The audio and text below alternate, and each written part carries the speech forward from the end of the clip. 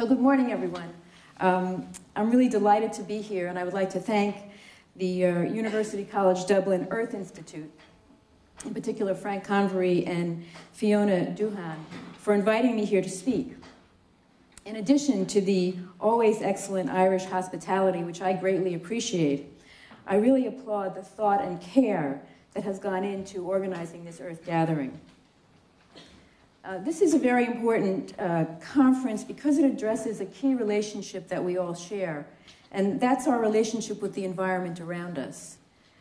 We recognize that the Earth's natural resources are finite, and understanding how to balance our energy and economic needs with good environmental stewardship is vital. It's probably the question of our lifetime.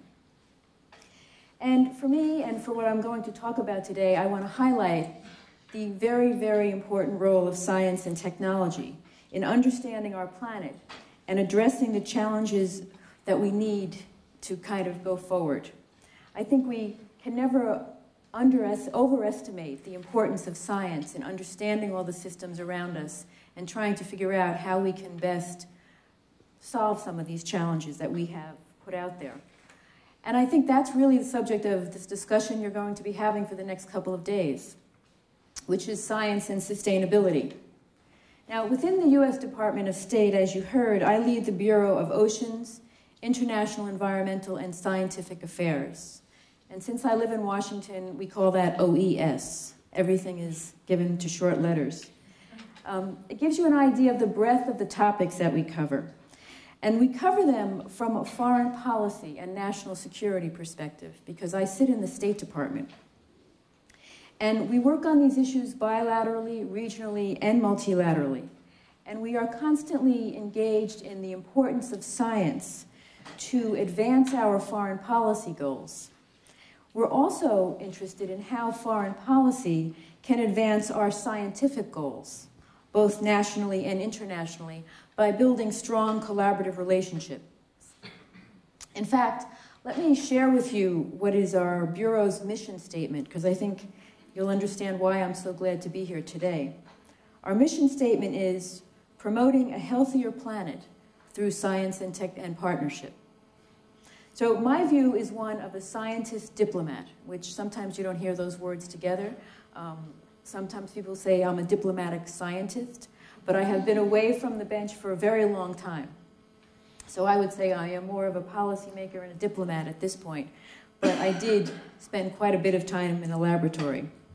So first, let me talk a little bit about why science and sustainability are so linked, from some perspectives that maybe you don't think about it this way, but as a policymaker, it's some of the ways that we think about it.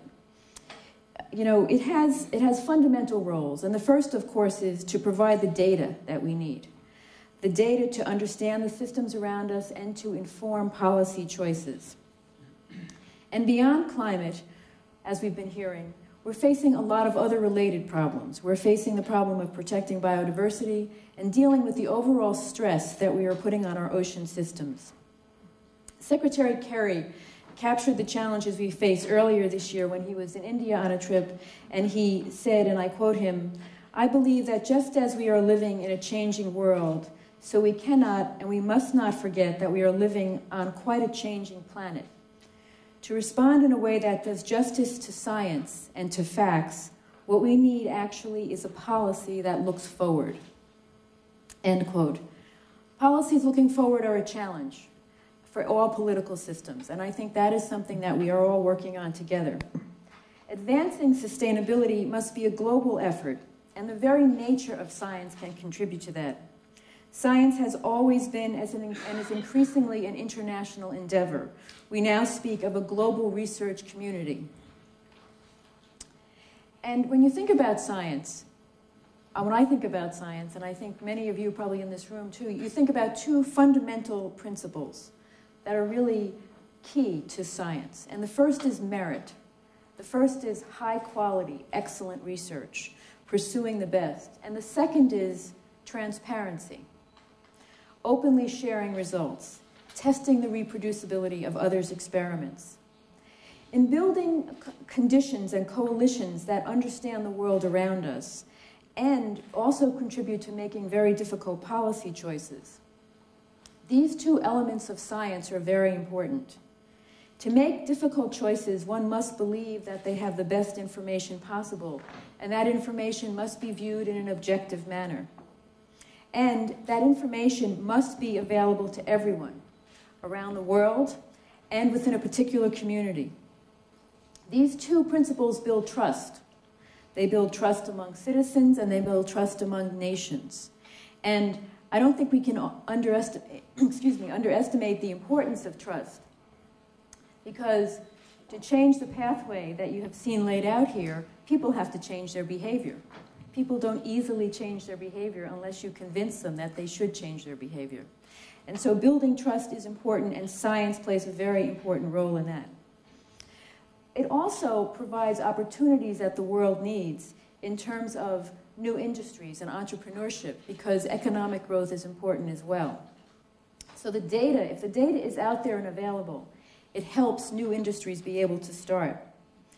In the US, President Obama has recently expanded our government's commitment to improving access to scientific research and data.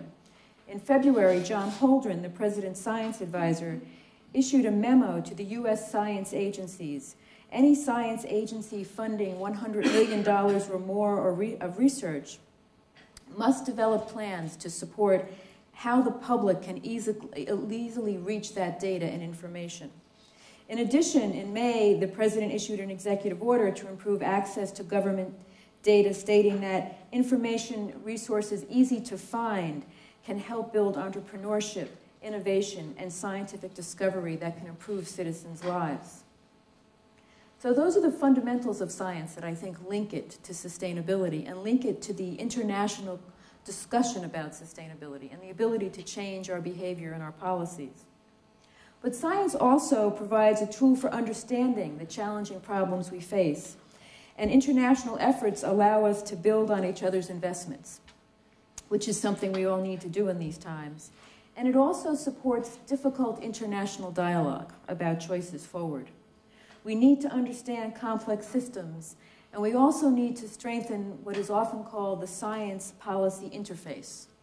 And internationally, this has been receiving more and more attention. And let me just mention a few examples.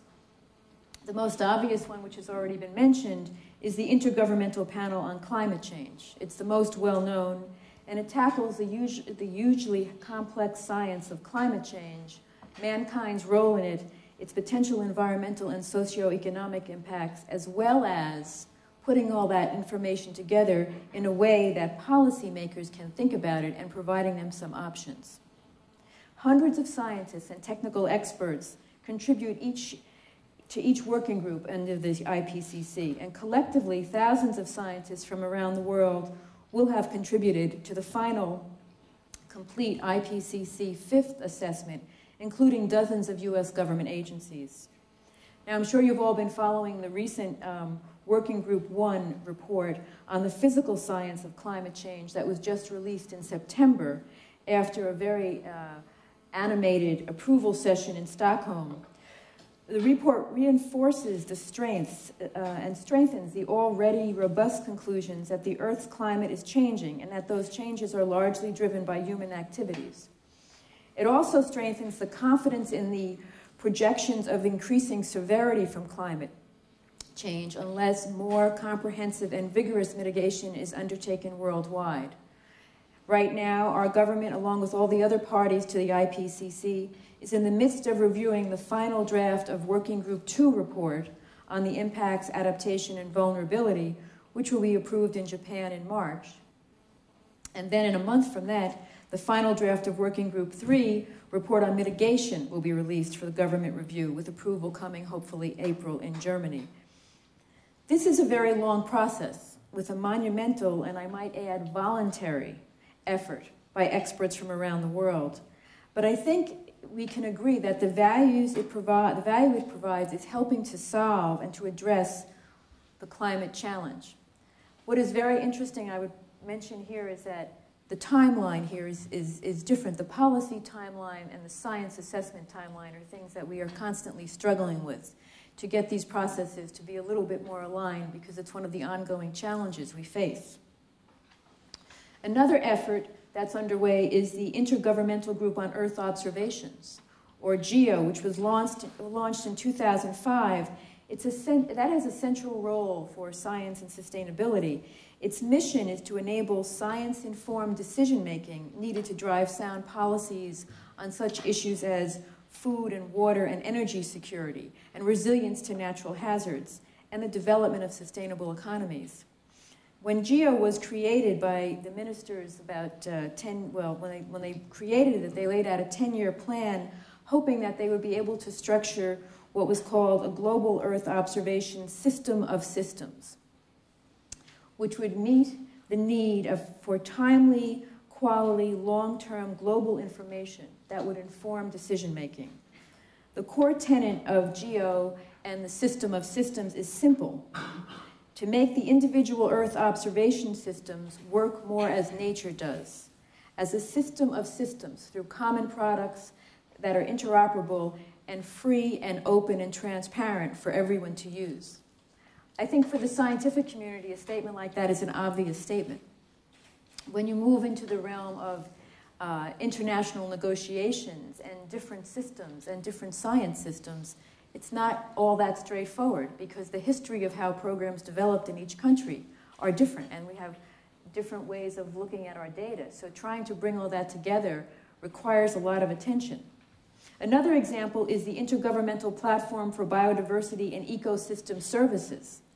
This is intended to integrate scientific knowledge and expertise about biodiversity and ecosystem services and the value that they are to human beings and to the planet as a whole into the policymaking process. The potential is great for IPBES to serve, it's a terrible acronym, IPBES, but it was a major issue to try and change the name, so that's the one we're stuck with. But it's an interesting interface to try to look at assessments of biodiversity around the planet and have them inform local policymaking and regional policymaking. And one final example is the World Ocean Assessment, which is being done under the auspices of the UN to provide a scientific assessment of the state of the oceans for the first time. It's designed to reveal through peer-reviewed science the efficacy of ocean and coastal policy management decisions. And if it's really done as well as we hope it will be done, it will serve as a very, very important baseline for future work and future understanding on the oceans. So science brings principles and values that we need. It also is informing policy. And it also provides some possible solutions to the situation that we find ourselves in. I think one that we're all familiar with certainly is how the world in the 70s began to realize that we had a problem with the ozone layer, that we were using products, chemicals we were using for refrigeration and air conditioning and aerosols were damaging the ozone layer. And when we discovered that, the world community came together and had multilateral negotiations, which resulted in the 1987 adoption of the Montreal Protocol, in which countries agreed to reduce ozone-depleting substances. And that worldwide convention has been one of the most successful. However, it's now facing a new challenge, which is we have to begin to think about not only ozone-depleting substances, but we need to find such replacements that are not harmful to the climate. And I'm sure many of you probably are following this, and it relates to the use of hydrofluorocarbons, which are referred to as HFCs, and they have been being used more and more as a replacement for ozone-depleting substances. However, HFCs, while they serve one purpose, they are troublesome because they are highly potent climate gases. They have a high climate heating potential. And so we don't want to solve one problem, the ozone hole, at the expense of another, climate change. And so this is a situation where, as we have learned more, we've recognized that we have to be very careful as we move into alternative technologies. And the US and Canada and Mexico have actually proposed to amend the Montreal Protocol to phase down HFCs and to look for alternatives that would be healthy for the ozone situation, but also they would not affect climate. So there are some alternatives, and examples include such common chemicals as propane, carbon dioxide, and ammonia as refrigerants rather than HFCs. And there's also research where more newer molecules with different refrigerant capacity are being investigated and discovered that do not have a climate impact, nor do they affect the ozone layer. Another issue beyond the air around us that we are very concerned about, that is a sustainability issue, is water. And water is certainly affected by the climate changes that we are seeing. The hydrological cycle is affected. But water is also under pressure because of the kind of pollution that we are putting into the water, because of the stress from population, many different reasons. And we know that science will play a role in trying to address some of those problems. And importantly, we also know that the private sector very much has to play a role in a lot of this.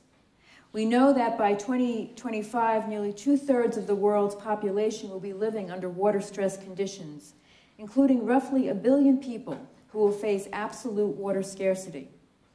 Worldwide demand for fresh water is expected to outstrip supply by 40% by the year 2030.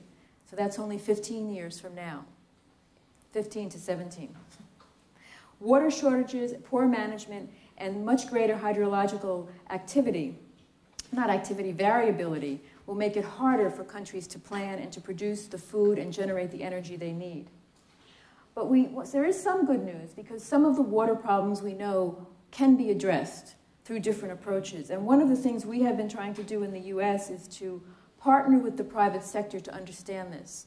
We established a US water partnership in 2012, which is trying to mobilize public and private resources to address some of the problems.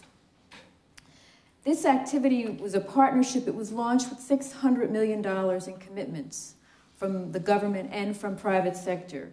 And some of the things that they're working on are projects such as one in the Asia Pacific, which is looking at a disaster risk reduction and a resilience network that was initiated by the U.S. Army Corps of Engineers. And this project is working in Indonesia, Vietnam, and the Philippines, and it's funded not only by the government, it's funded by the Rockefeller Foundation, the Ford Foundation, and the Chevron Corporation. In another project, we are seeing some work that was funded by the National Science Foundation, working with the University of Nebraska to take some new technologies out to farmers. The technology they developed is a wireless underground sensor network to give real-time information about soil moisture, allowing a more precise use of water to get more crop from the drop by really measuring exactly what's going on. So beyond investing in projects that we are trying to sort of identify some solutions to the sustainability challenges that the world faces, the U.S. recognizes that we have to look into our own backyard as well and understand what we can do nationally. As David Walsh was saying, it's a combination of working at home and working in the world that I think will make a difference. And we share that approach with Ireland very much. So we have, our National Academy of Science did a study in 2013 on sustainability for the nation. And in that report, they called for federal efforts to make a more integrative approach to sustainability in planning. But they also drew attention to several instances where sustainability had guided state and local efforts within the United States. And the local efforts on many of these things are very important because it is the community change that will make a difference in the larger world.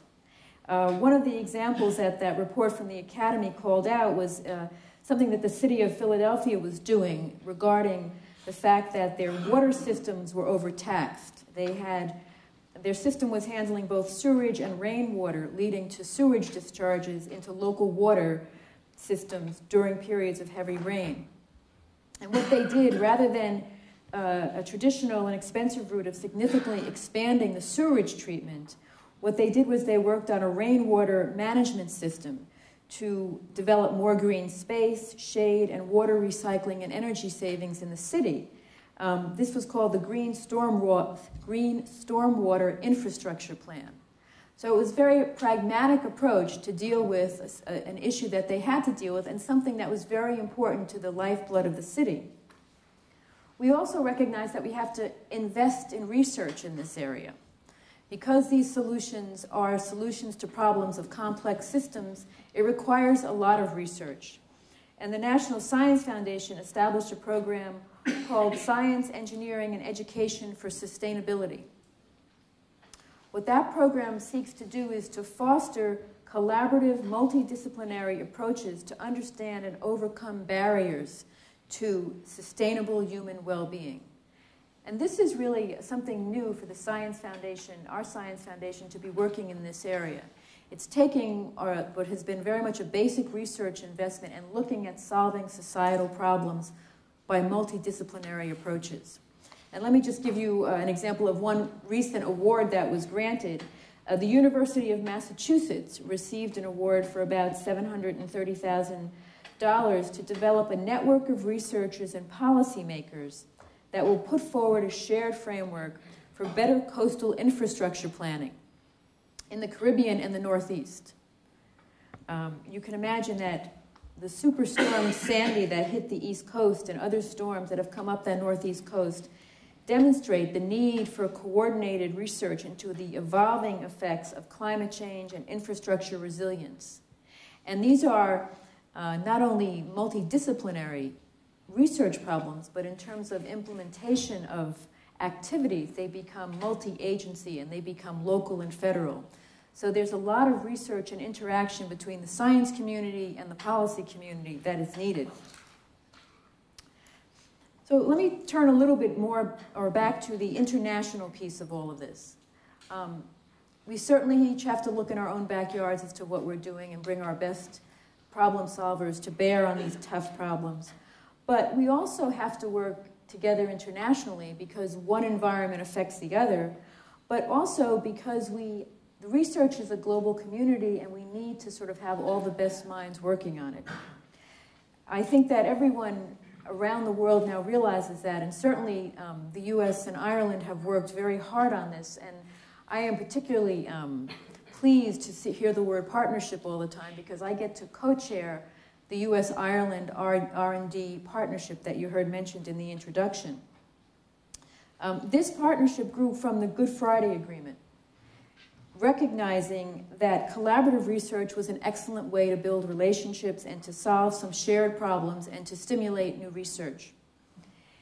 Initially, this partnership looked at 3 priority areas: nanotechnology, sensor technology, and then a very focused health issue, cystic fibrosis and diabetes were the 2 that were looked at. Recently, we've expanded those areas. We are looking at health more broadly. We are also looking at telecommunications, and a topic was added that covers energy and sustainability. There are 14 projects now supported through this partnership with over $29 million invested. And about 50 different principal investigators and many students have been involved in this program. Not surprisingly, if you look at priority areas, these investments also begin to look at environmental problems and challenges because there's such an interest and there's such an urgency in getting to some solutions here. In May, I visited the National University of Ireland, Galway, where I toured one of these projects involving NUIG, Queen's University Belfast, and Woods Hole Oceanographic Institution in the US. The project that they are working on is hoping to develop sensor laser technology to measure greenhouse gases absorbed by the oceans. This will really add to our understanding of the chemical processes in the oceans. And as you know, the acidification of the ocean is a key challenge that's facing us. And we really don't yet understand the dynamics of that, as well as the ultimate impact it would have on the ecosystems of the ocean. We also have several partnership projects in nanotechnology. And one of these involves the University of Texas, as well as Queen's University in Belfast, Tyndall National Institute, and Dublin City University, that one is exploring alternate materials to silicon, which may consume less power and could lead to more energy efficiency. And there's another project, one right here at University College Dublin, where there are collaborations with Texas and the University of Rhode Island, as well as Queen's in Belfast. And that aims to reduce the economic and environmental cost of harnessing offshore wind energy, which is a key to the adaptation of renewable energies to bring the price range into an area where they will be more economically attractive. This partnership between the US, Ireland, and Northern Ireland demonstrate that science is really essential to addressing these problems.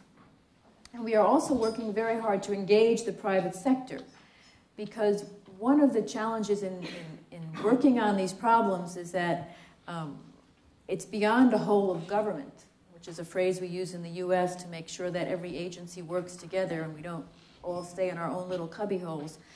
These problems are whole of society. And I think it's important because the different sectors, the academic sector as well as the private sector and the political sector and the NGO communities all have to work together. I was very pleased last year to be able to visit Dublin and Belfast with, we had a special representative at that time, Chris Balderston, who worked in our Secretary's Special Office of Global Partnerships. And we came here with a delegation of companies to look into innovative partnerships between the US and Ireland. So how does the research piece move into the productive sector, and how can companies between our two countries be more tightly linked? And we're hoping that we can do more and more of that together. The R&D partnership is just one of the ways that our two countries work together. This meeting is very much a part of the whole interest in diaspora, and our two countries certainly have connectivity between people. And in the United States, the very large Irish diaspora community has made significant contributions to the science, not just in the US, but the science around the world. In 2011, there was the formation of a network called the Wild Geese Network of Irish Scientists. And that community is now well organized, and it's working to tap the collective knowledge and networks of scientists, engineers, and innovators, and entrepreneurs, and science policy experts for the benefit of both of our nations. And I encourage you to get to know a little bit more about this group, because it's a very interesting community. So it's culturally interesting because it's between our two countries, but it's culturally interesting because it's between basic science as well as policymakers. And that culture is as different as the culture between any two countries, I would say, having worked in both of them at this point. The Wild Geese has been very successful, and the US has also tried to sort of build on this diaspora thinking, and we launched a partnership in 2012 with the American Association for the Advancement of Science, the National Academies of Science and Engineering, that we call NODES, which is the Network for Diasporas for Science and Engineering and Science, so that the acronym could be spelled correctly. Always thinking about acronyms. What was really noticeable is that Ireland really stepped in and was the first country to co-sponsor a very successful event regarding diasporas at last year's AAAS meeting, where they worked on bringing the communities together, building that network, and strengthening connections. And I think there's a lot more that can be done, because while we need the science and technology and the governments working together, it's really about the relationships between people, and that's why the diaspora connections are so important. So let me sort of conclude here and just sort of be a little bit philosophical at this point, which, because I'm a political appointee, I don't get much chance to be philosophical. The way I look at this is every country and every community is facing the need to address environmental problems and to integrate sustainability into their current and future plans. Each nation has its own history, its own culture, and its own policies that shape its path forward. And what global cooperation allows us to work across these differences, the similarities and the differences, and to build a momentum going forward.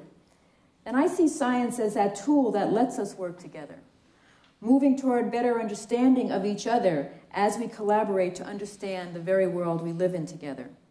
And it is only together that we can make some progress. Events such as the Earth Gathering today and tomorrow and the next couple of days allow us to discuss the challenges we all face and learn from our collective experiences. I'm very honored to lead the department, the State Department's bureau that is very technical and focused on environmental issues and scientific partnerships. And I have done so now for 4 years. And I have to say that I am consistently humbled by the great ideas and initiatives that are undertaken around the world to try to solve these problems. And so I want to end on a note of optimism, because I do believe that while it is always complicated and feeling somewhat overwhelming to bring all these pieces together, there are so many good ideas and so many good models moving forward that I think we will be making a lot of progress. And I am certain that your discussions at this gathering will continue to be part of that motion forward. So thank you very much.